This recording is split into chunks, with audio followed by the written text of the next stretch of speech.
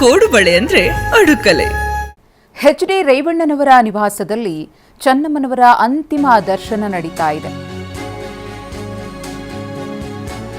ಹಾಸನದ ಹೊಳೆ ನರಸೀಪುರದಲ್ಲಿರುವ ರೇವಣ್ಣ ಅವರ ನಿವಾಸ. ಚನ್ನಮ್ಮನವರ ಅಂತಿಮ ದರ್ಶನದಲ್ಲಿ ಜನಪ್ರತಿನಿಧಿಗಳು, ಸಾರ್ವಜನಿಕರು ಭಾಗಿ. ರೇವಣ್ಣನವರ ನಿವಾಸದ ಬಳಿ ಬಿಗಿ ಪೊಲೀಸ್ ಬಂದೋಬಸ್ತನ್ನು ಕಲ್ಪಿಸಲಾಗಿದೆ. ಇನ್ನೇನು ಕೆಲವೇ ಕ್ಷಣಗಳಲ್ಲಿ ಲಕ್ಷ್ಮೀ ನರಸಿಂಹ ದೇಗುಲ ಬಳಿ ಸ್ಥಳಾಂತರ ಮಾಡಲಾಗುತ್ತೆ. ಗಮನಿಸ್ತಾ ಇದ್ದೀರಿ, ಸಾರ್ವಜನಿಕರು ಸೇರಿದಂತೆ ಜನಪ್ರತಿನಿಧಿಗಳು ಬಂದು ಚನ್ನಮ್ಮನವರ ಅಂತಿಮ ದರ್ಶನದಲ್ಲಿ ಭಾಗಿಯಾಗ್ತಿದ್ದಾರೆ. ಸಾಂಪ್ರದಾಯಿಕ ರೆಸಿಪಿ, ಮತ್ತಷ್ಟು ಬೇಕೆನಿಸುವ ರುಚಿ. ಕೋಡುಬಳೆ ಅಂದ್ರೆ ಅಡುಕಲೆ. ತಮ್ಮ ಮನೆ ಮಗಳಿಗೆ ಊರಿನ ಜನ ಅಂತಿಮ ನಮನವನ್ನು ಸಲ್ಲಿಸ್ತಾ ಇದ್ದಾರೆ. ಅವರ ಅಂತಿಮ ದರ್ಶನದಲ್ಲಿ ಭಾಗಿಯಾಗ್ತಾ ಇರುವ ಜನರ ಸಂಖ್ಯೆಯನ್ನು ನೋಡಿದ್ರೆ ಗೊತ್ತಾಗುತ್ತೆ, ಚೆನ್ನಮ್ಮ ಅದ್ಯಾವ ಪರಿ ಜನರನ್ನ ಸಂಪಾದಿಸಿದ್ದಾರೆ, ಅದೆಷ್ಟರ ಮಟ್ಟಿಗೆ ಜನರ ಕಷ್ಟಗಳಿಗೆ ಸ್ಪಂದಿಸ್ತಾ ಇದ್ರು.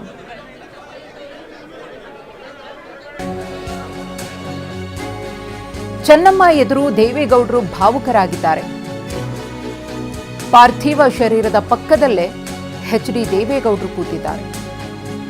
ಚೆನ್ನಮ್ಮ ಎದುರು ಕೈ ಮುಗಿದು ದೇವೇಗೌಡರು ಕೂತಿದ್ದಾರೆ. ಭಾವುಕ ಕ್ಷಣಗಳಿಗೆ ಸಾಕ್ಷಿಯಾಗ್ತಿದೆ ರೇವಣ್ಣನವರ ನಿವಾಸ. ಗಮನಿಸ್ತಾ ಇದ್ದೀರಿ, ದೇವೇಗೌಡರಂತೂ ಸಂಪೂರ್ಣವಾಗಿ ತಮ್ಮ ಅರ್ಧಾಂಗಿಯನ್ನ ಕಳೆದುಕೊಂಡು ಕುಗ್ಗಿ ಹೋಗಿದ್ದಾರೆ.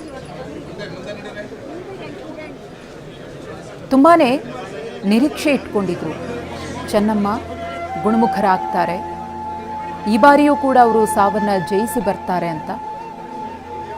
ಅವರ ಮಾತುಗಳಲ್ಲೂ ಕೂಡ ಆಸ್ಪತ್ರೆಗೆ ಭೇಟಿಯನ್ನ ಕೊಟ್ಟು ಚೆನ್ನಮ್ಮನವರನ್ನ ನೋಡ್ಕೊಂಡು ಬಂದ ನಂತರದಲ್ಲಿ ಆ ಆಶಾ ಭಾವನೆ ವ್ಯಕ್ತವಾಗಿತ್ತು.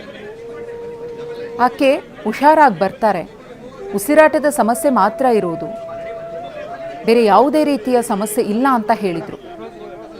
ಆದರೆ ವಿಧಿ ಮತ್ತು ವಯಸ್ಸು ಚೆನ್ನಮ್ಮನವರನ್ನು ದೊಡ್ಡಗೌಡರ ಕುಟುಂಬದಿಂದ ಕಸಿದುಕೊಂಡಿದೆ. ಸುದೀರ್ಘ 72 ವರ್ಷಗಳ ದಾಂಪತ್ಯ ಜೀವನ, ಮಕ್ಕಳ ಏಳಿಗೆ, ಮಕ್ಕಳ ವಿದ್ಯಾಭ್ಯಾಸ,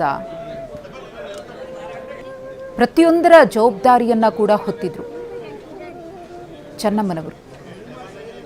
ಕೇವಲ ಪತ್ನಿಯಾಗಿ ದೇವೇಗೌಡರ ಪಕ್ಕದಲ್ಲಿ ನಿಂತವರಲ್ಲ, ಪತ್ನಿಯಾಗಿ ಮಾತ್ರ ತಮ್ಮ ಕರ್ತವ್ಯಗಳನ್ನು ನಿಭಾಯಿಸಿದ್ದಲ್ಲ, ತಾಯಿಗಿಂತ ಹೆಚ್ಚಾಗಿ ಕೈ ಹಿಡಿದ ದಿನದಿಂದಲೂ ಕೂಡ ಅಂತಿಮ ದಿನದವರೆಗೂ ದೇವೇಗೌಡರ ಜೊತೆಗೆ ಚೆನ್ನಮ್ಮನವರಿದ್ದರು. ಎಲ್ಲಿಂದ ಬಂದರು ಅವ್ರಿಗೆ ಎಲ್ಲರಿಗೂ ಊಟ ತಿಂಡಿ, 62ರಲ್ಲೇ ಮಕ್ಳುಗಳಿಗೆ ಸಾಯಂಕಾಲ ಊಟ ಹಾಕೋರು, ಕೆಲವು ಹಳ್ಳಿಯಿಂದ ಬರೋ ಮಕ್ಳುಗಳಿಗೆ, ರಾತ್ರಿ ಓದೋ ಮಕ್ಕಳಿಗೆಲ್ಲ ಮನೆಯಲ್ಲಿ ಬಂದು ಊಟ ಮಾಡೋಗೋರು. ಮತ್ತು ಆ ಥರ ನಮ್ಮ ತಾಯಿ ಬಂದವ್ರಿಗೆ ಊಟ, ಇದು ಅವ್ರ ಕೈಲಾದ ಇದ್ದರೆ ದುಡ್ಡು, ಕೆಲವು ಹೆಣ್ಮಕ್ಳು ಬಂದರೆ ಸೀರೆ ಕೊಡೋದು, ಎಲ್ಲರನ್ನೂ ಕೂರಿಸಿ ಮಾತಾಡೋಂಥ ದೇವತೆ ಸರ್. ದೇವತೆ ಕಳ್ಕೊಂಡಿದ್ದೀವಿ ಅಷ್ಟೇ. ರಾತ್ರಿ ಹೋಗಿತ್ತು ಅಲ್ಲಿಗೂ ಅವ್ರ ಆತ್ಮಕ್ಕೆ ಇದಾಗಲಿ ಅಂತ ನಮ್ಮ ತಂದೆ ಊರಿನವರೆಲ್ಲ ಹೇಳಿದ್ರು ಅಂತ. ಇವತ್ತು ಯಾರನ್ನೇ ಅವರು ಒಬ್ಬರು ಇವತ್ತಿನವರೆಗೆ ಒಂದು ಸಣ್ಣದ ಮಾತಾಡಿಲ್ಲ. ಅವ್ರು ನನ್ನ ತಂಗಿ ಮನೆಯಲ್ಲೇ ಇದ್ದರು. ಸರ್ಕಾರದ ಕಾರಲ್ಲಿ ದೇವಸ್ಥಾನಕ್ಕೆ ರಾಜರಾಜೇಶ್ವರಿಗೆ ಪ್ರತಿ ಶುಕ್ರವಾರ ಬೆಳಗ್ಗೆ ಇದಾದರೆ ಸಾಯಂಕಾಲದವರೆಗಿದ್ದು. ಅವತ್ತಿನ ದಿವಸ ನನ್ನ ಮೇಲೆ ಆಸಿಡ್ ಹಾಕಬೇಕು ಅಂತ ಇತ್ತು.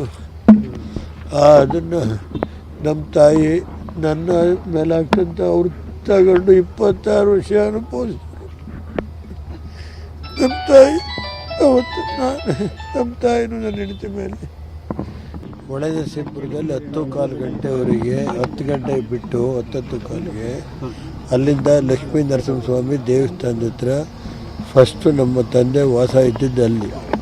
ಅವತ್ತು 10 ರೂಪಾಯಿ ಮನೆ ಬಾಡಿಗೆ ನಮ್ಮ ತಾಯಿ ನಮ್ಮ ತಂದೆ ಎಲ್ಲ ಇದ್ದರು. ಆಗ ಅದಕ್ಕೋಸ್ಕರ ಅಲ್ಲಿ ಹೋಗಿ ಅಲ್ಲಿಂದ ಲಕ್ಷ್ಮೀ ನರಸಿಂಹಸ್ವಾಮಿ ಹತ್ರ ಸ್ವಾಮಿದು ಒಂದು ತೀರ್ಥ ಹಾಕಿಸಿ ಅಲ್ಲಿಂದ ಇದಕ್ಕೆ ರಘುಪತಿ ದೇವಸ್ಥಾನ ಮುಖೇನ ನಾಗ್ಲಾ ಹುಚ್ಚನಕೊಪ್ಪಲು ಕ್ರಾಸು, ನಾಗ್ಲಾಪುರ ಮತ್ತು ಸಂಕ್ರಹಳ್ಳಿ, ಕಳ್ಳಿಕೊಪ್ಪಲು, ಕಟ್ಟಳ್ಳಿ ಬಾರೆ ಮೇಲೆ, ಮಾರ್ಗೋಡ್ನಹಳ್ಳಿ, ಪೊಡಲಿಪು ಮೇಲೆ, ಹನಮನಹಳ್ಳಿ, ಬಸವನಾಯಕನಹಳ್ಳಿ, ಅಂಗನಹಳ್ಳಿ, ಹಳೆಕೋಟೆ ಬಂದು ಇಲ್ಲಿಗೆ ಬರ್ತೀವಿ. ಇಲ್ಲಿಗೆ 12:30 ಬರ್ತೀವಿ. 12:30 ಎಲ್ಲ ಪೂಜೆ ಸ್ಟಾರ್ಟ್ ಆಗಿ 4 ಗಂಟೆ ಒಳಗೆ ಮುಗಿಯುತ್ತೆ. ದೇವಸ್ಥಾನದ್ದು ತೀರ್ಥನ ಅವರು ಇದು ಅಲ್ಲಿ ಮತ್ತು ರಂಗನಾಥ ಸ್ವಾಮಿ ಎಲ್ಲ ಕಡೆ ಅಭಿಷೇಕ ಮಾಡ್ಸೋಕ್ಕೆ ಹೇಳಿದ್ದೀವಿ. ಅಭಿಷೇಕದ ನೀರು ತಂದು ನಮ್ಮ ತಾಯಿಯರ ಮೇಲೆ ಒಳಗಡೆ ಹೋಗಲ್ಲ, ಅಭಿಷೇಕದ ನೀರು ಇದು ಮಾಡ್ತೇವೆ, ಮಾಡಿ ಹೂವು ಹಾಕ್ತೇವೆ. ಅಲ್ಲೇ ಲಕ್ಷ್ಮೀನರಸಿಂಹ ಸ್ವಾಮಿ ಹತ್ರನೇ ಇದ್ದರು ನಮ್ಮ ತಾಯಿ 62ನೇ ಇಸ್ವಿಯಿಂದ. ಆ ಉದ್ದೇಶದಿಂದ ಆಗುತ್ತೆ. ಇಲ್ಲಿ ಒಂದು 50,000 ಜನಕ್ಕೆ ಈಗ ವ್ಯವಸ್ಥೆ ಮಾಡಿದ್ದೀವಿ. 50ರಿಂದ ಸಿಟ್ಟಿಂಗ್ಗೆ 50,000 ಜನ ಇದ್ದಾರೆ ಕೂರೋದಕ್ಕೆ. ಅಂತ್ಯಕ್ರಿಯೆ ಕನಿಷ್ಠ 2 ಗಂಟೆಯಿಂದ 4 ಗಂಟೆ ಒಳಗೆ ಆಗುತ್ತೆ. ಸರ್, ಇಲ್ಲಿ ಅಂತ್ಯಸಂಸ್ಕಾರದ ಪೂಜಾ ವಿಧಿವಿಧಾನ ಪೂಜೆ ವಿಧಾನ ನಮ್ಮ ಸಮಾಜದ ಏನಿದೆ ಅದರಂತೆ ಇರುತ್ತೆ. ಕೋಡುಬಳೆ ಅಂದ್ರೆ ಅಡುಕಲೆ.